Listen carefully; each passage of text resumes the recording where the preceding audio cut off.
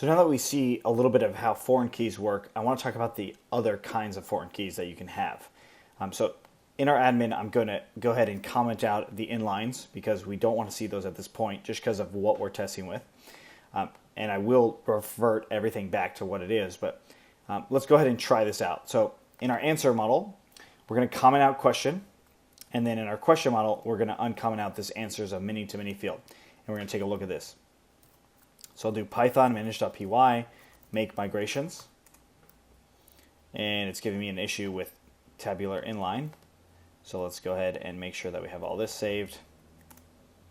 All right, so we made the migration. So notice it removed the field question from answer and it added the field answers to questions. I'll do Python manage.py and we will migrate it. And then we'll run the server. And we'll go back into the admin and we refresh in here. Now what we see is the possibility to select many different answers. Right? It's very similar, but not quite the same. So if we wanted to try and add the tabular inline again, let's go ahead and add it in. And we refresh into our question model.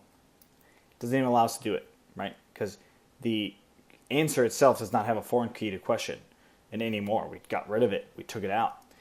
So that's why the actual tabular inline itself is not working in this case. Now, there are ways around this, but I'm not really going to get into it. The main part of this whole thing is to show you that you can have different types of associations.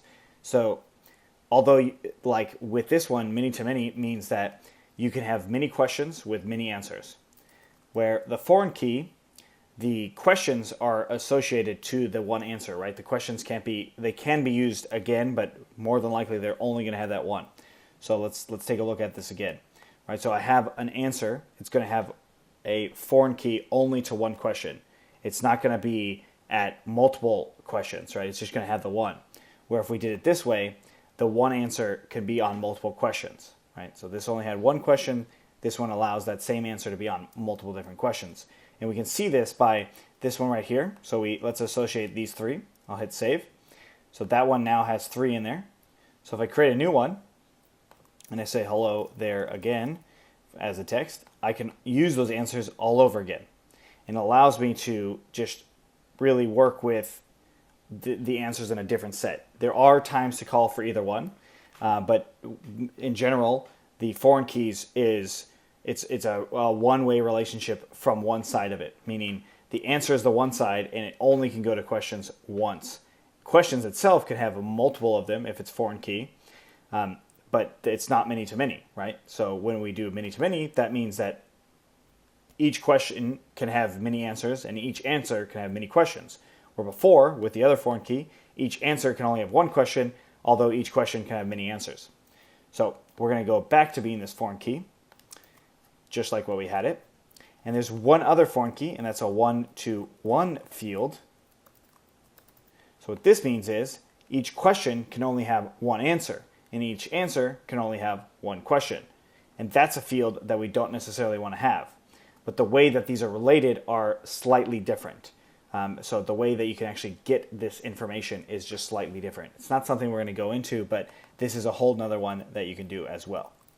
All right, so back to that foreign key, and we're going to do the Python manage.py, make migrations. And it's saying that we already have this default stuff, so I'm going to go ahead and just saying the question is non-nullable, like the answer can't be null, basically. So I'm going to provide a one-off value now, and I'm just going to say 1. So 1 as in the ID of the question, and then I'll do migrate and run server.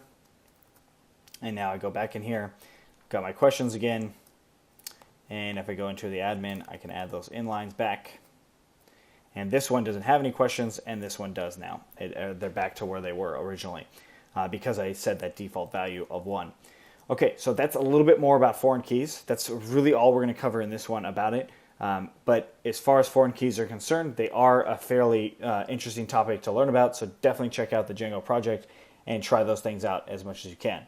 Of course, we will use foreign keys more But more often than not, we are going to be using the foreign key just like this, just on how we actually set things up. So you'll see more foreign keys as we go forward. And then you'll also see stuff about the query sets on how we can get all this data. And that's actually something we're going to cover in the next one. If you have any questions at this point, let us know. Otherwise, let's keep going.